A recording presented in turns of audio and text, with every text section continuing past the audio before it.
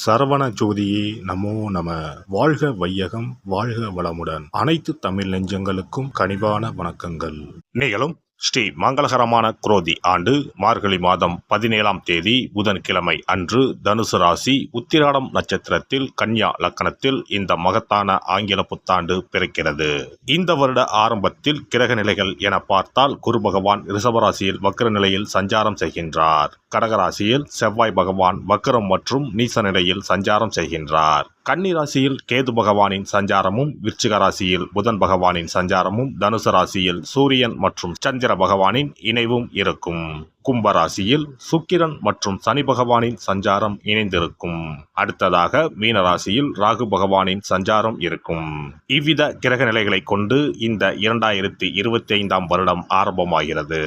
இந்த புத்தாண்டில் சனி பெயர்ச்சி, குரு பெயர்ச்சி, ராகு கேது பெயர்ச்சி என முக்கிய கிரகங்களின் பெயர்ச்சிகள் நடைபெற உள்ளது. இதன் காரணமாக சில ராசிக்காரர்களுக்கு குடும்பம், வேலை, தொழில் என அனைத்து விதத்திலும் முன்னேற்றம் ஏற்பட வாய்ப்புள்ளது. பிப்ரவரி 4ஆம் தேதி குரு பகவான் ரிஷபராசியில் வக்ர நிவர்த்தி அடைகிறார். மார்ச் 29ஆம் தேதி சனி பெயர்ச்சி நடைபெற உள்ளது. சனி பகவான் கும்ப ராசியில் இருந்து மீன ராசிக்கு இடப்பெயர்ச்சி ஆகின்றார். மே மாதம் 14ஆம் தேதி குரு பகவான் ரிஷபராசியில் இருந்து மிதுன ராசிக்கு இடப்பெயர்ச்சி ஆகின்றார். மே மாதம் 18ஆம் தேதி ராகு கேது பெயர்ச்சி நடைபெறும். ராகு பகவான் கும்பராசிக்கும் கேது பகவான் சிம்ம ராசிக்கும் இடப்பெயர்ச்சி ஆகின்றனர். இந்த கிரக அமைப்பு மற்றும் பெயர்ச்சியினால் உங்கள் வாழ்வில் ஏற்பட போகும் சுபபலன் என்ன என்பதனையும், அசுப பலன் ஏற்படுமாயின் ராசிக்காரர்கள் செய்ய வேண்டிய பரிகாரம் என்ன, வழிபட வேண்டிய தெய்வம் யார் என்பதனை பற்றியும் விரிவாக காண்போம். பிறக்கப் போகும் இந்த ஆங்கில புத்தாண்டு உங்கள் வாழ்வில் வளமும் நலமும் செல்வ செழிப்பும் பெற்று வாழ்வில் உயரிய நிலையை அடைய எல்லாம் வல்ல எம்பெருமானை வேண்டி விரும்பி கேட்டுக்கொள்கிறேன். சுறுசுறுப்பாகவும் துடிப்புடனும் செயல்படும் விருச்சிக ராசி அன்பர்களே, 2025 புத்தாண்டில் மிகச்சிறப்பான பலன்கள் கிடைக்கும். ஆக்கப்பூர்வமான செயலில் ஈடுபடுவீர்கள். உங்களின் இனிமையான பேச்சு, நகைச்சுவை உணர்வால் பிறர் ஈர்க்கப்படுவார்கள். குடும்பத்திலும் பணியிடத்திலும் மற்றவர்களுடான உறவை வலுப்படுத்துவீர்கள். உத்தியோகத்தில் பணிச்சூழல் சிறப்பாக இருக்கும். புதிய பொறுப்புகளை பெறுவீர்கள். உங்களின் வருமானம், சேமிப்பு உயரும். உங்களின் முந்தைய கடின உழைப்பு, முதலீடுகள் மூலம் லாபம் பெற வாய்ப்புள்ளது. வியாபாரத்தில் நல்ல பலன்களை பெற தொடங்குவீர்கள். குடும்பத்தில் மகிழ்ச்சி நிறைந்திருக்கும். இதுவரை மனதில் இருந்து வந்த குழப்பங்கள் குறையும். எதிலும் தன்னம்பிக்கையுடன் செயல்படுவீர்கள். இழுபறியான முயற்சிகள் கைகூடும். முயற்சிகளில் இருந்து வந்த தடைகளை களைவீர்கள். அனுபவம் உள்ளவர்களின் ஆலோசனைகள் மாற்றத்தை ஏற்படுத்தும். சுபகாரியம் தொடர்பான எண்ணங்கள் ஈடேறும். எதிலும் பொறுமையுடன் செயல்படவும். பாக பிரிவினைகளில் எதிர்பார்ப்புகள் நிறைவேறும். குழந்தைகளின் விருப்பங்களை அறிந்து நிறைவேற்றுவீர்கள். பொழுதுபோக்கு செயல்களில் நெருக்கடியான சூழல் ஏற்படும். சூடு சார்ந்த பிரச்சனைகள் ஏற்பட்டு நீங்கும். தவறிய நீண்ட நாள் பிரார்த்தனைகளை நிறைவேற்றுவீர்கள். குணநலன்களில் மாற்றங்கள் ஏற்படும். ஏற்றுமதி, இறக்குமதி சார்ந்த தொழிலில் முன்னேற்றம் உண்டாகும். வெளியூர் தொடர்பான பயணங்களை மேற்கொள்வீர்கள். கொழுப்பு சார்ந்த உணவுகளை தவிர்ப்பது நல்லது. விவசாய பணிகளில் ஆர்வம் உண்டாகும். கட்டிட வடிவமைப்பு சார்ந்த தொழிலில் அனுகூலம் ஏற்படும். ஊடகத்துறைகளில் திறமைகளை வெளிப்படுத்துவீர்கள். ஒருதலையான விஷயங்களில் மாற்றமான சூழல் அமையும். வித்தியாசமான செயல்களின் மீது ஆர்வம் உண்டாகும். குடும்பத்தில் கலகலப்பான சூழ்நிலைகள் காணப்படும். உடல் ஆரோக்கியத்தை பொறுத்தவரை இதுவரை இருந்து வந்த மந்தத்தன்மைகள் குறையும். கடினமான பணிகளையும் சாதாரணமாக செய்து முடிப்பீர்கள். அடிவயிற்று பகுதியில் சிறு சிறு பிரச்சனைகள் தோன்றி மறையும். பெண்களை பொறுத்தவரை ஆடம்பரமான சிந்தனைகள் மற்றும் பொருட்கள் மீது ஆர்வம் உண்டாகும். புதிய நபர்களின் அறிமுகத்தால் சில மாற்றமான தருணங்கள் அமையும். கணவன் மனைவிக்கு இடையே ஒற்றுமை அதிகரிக்கும்.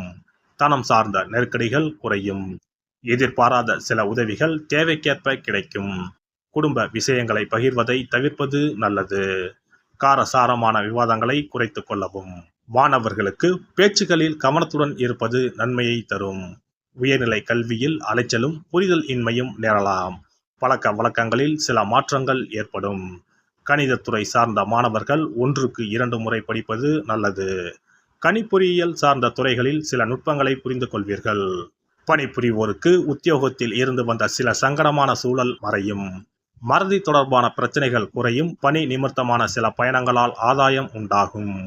உடன் இருப்பவர்களிடம் தனிப்பட்ட விஷயங்கள் பகிர்வதை தவிர்க்கவும். அலுவலக பணியில் உயர் அதிகாரிகளின் ஒத்துழைப்பும் அறிமுகமும் ஏற்படும்.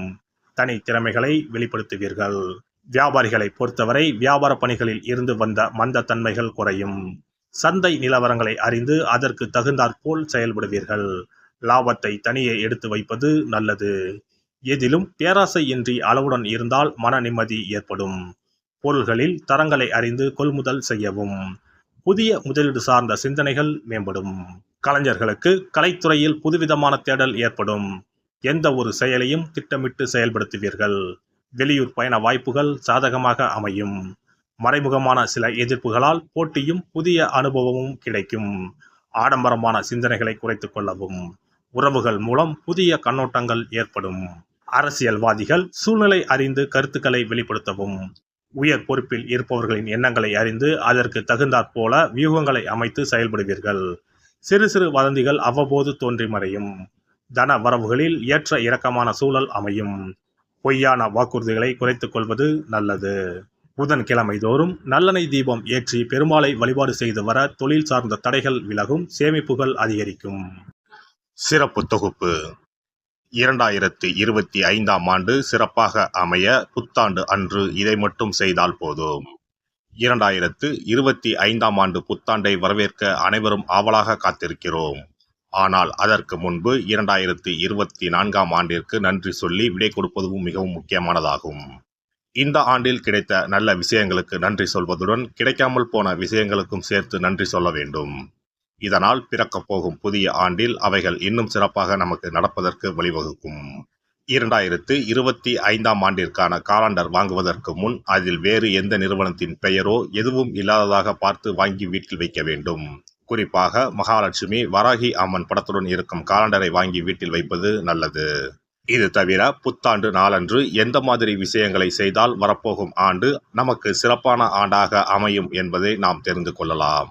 ஒவ்வொரு ஆண்டும் ஆங்கில புத்தாண்டோ அல்லது தமிழ் புத்தாண்டோ எதுவாக இருந்தாலும் சரி, பிறக்கப் போகும் புதிய ஆண்டு சிறப்பாக இருக்க வேண்டும்.